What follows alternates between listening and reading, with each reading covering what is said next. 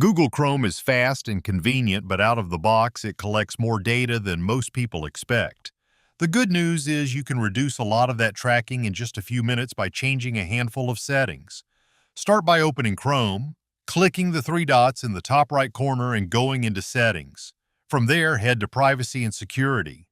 First, limit cross-site tracking. Open third-party cookies, then select Block third-party cookies. This helps stop advertisers from following you across different websites and building a profile of your activity. Keep it in mind that it could affect some site features. Here you can also click Do Not Track Request.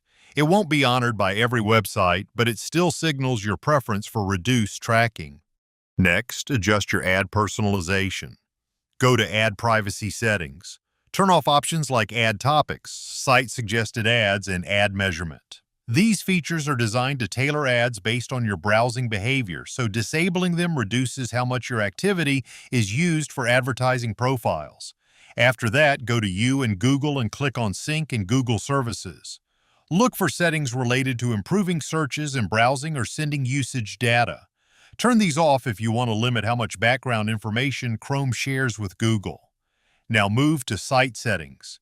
Check permissions for things like location, camera, microphone, and notifications.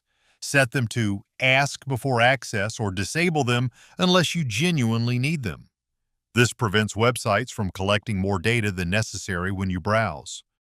Another important step is safe browsing.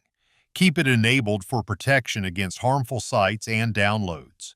While it doesn't reduce tracking, it helps protect you from malicious activity online. It's also worth cleaning up stored data. Go to Delete Browsing Data and remove cookies, cached files, and browsing history. Doing this occasionally helps reduce how much information is stored on your device. And that's it. These changes won't make Chrome completely private, but they significantly reduce how much data it collects while keeping the browser fully usable for everyday browsing.